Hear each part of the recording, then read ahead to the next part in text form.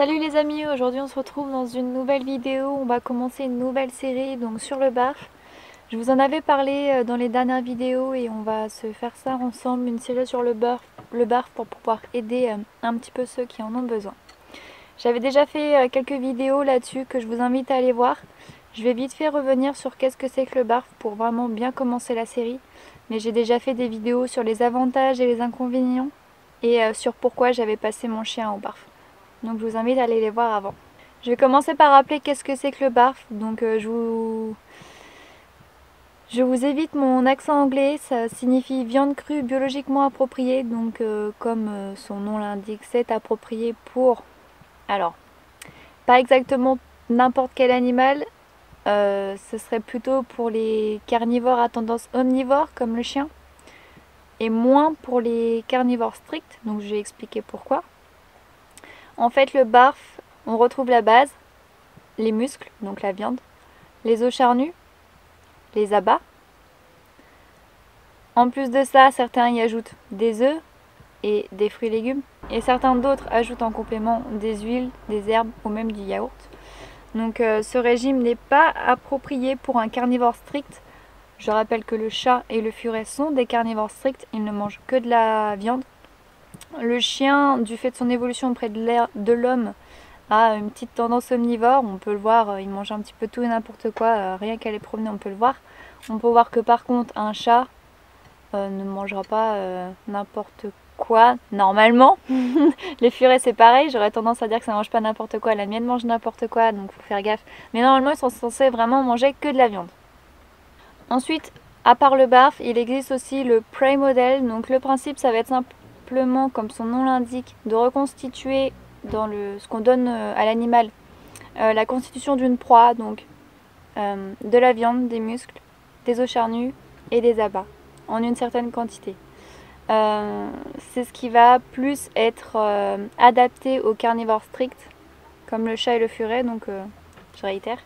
Mais également pour le chien, en tout cas d'après moi, parce que le chien, malgré sa petite tendance omnivore, va plus avoir besoin de ce régime. Il n'y a qu'à regarder les crocs des chiens et les systèmes digestifs, ils ont tout d'un carnivore.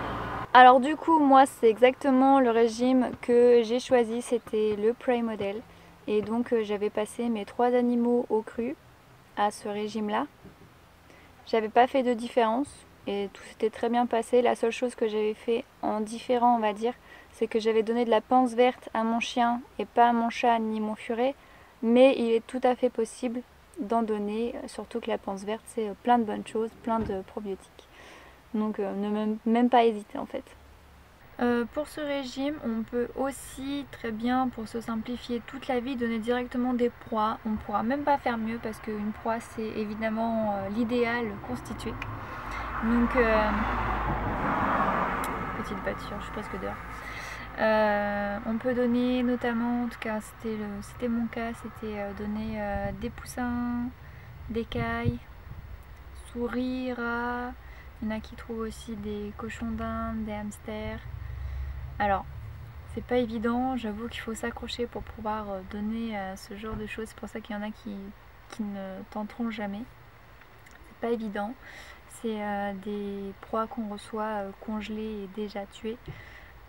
Donc c'est pas évident, mais je pense que beaucoup, pour le bien de leurs animaux, ils mettent leur cœur à part. Il y a un autre aspect qui n'est pas à négliger dans ce régime, c'est aussi la part de poisson pour les oméga. Donc à raison de une ration de la semaine sur une journée. Donc je m'explique. En fait, par exemple, si votre animal doit manger 200 grammes par jour, dans ce cas-là, il mangera 200 grammes de poisson à la semaine. Donc attention, vous pouvez soit lui donner les 200 grammes sur une journée. C'est ce que je faisais avec mon chien pour simplifier tout, mais c'est pas forcément le mieux parce que ils sont pas toujours fans du poisson. Sinon, on peut très bien répartir les 200 grammes sur la semaine, tout simplement.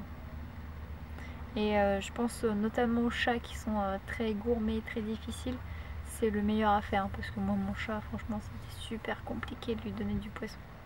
Petite précision et pas des moindres, je vais citer mes sources en barre d'infos, donc n'hésitez pas à y aller. Je vais notamment citer des groupes Facebook qui aident les gens à passer au barf, au cru. Donc n'hésitez pas à vous y rendre, ils vous répondront très certainement.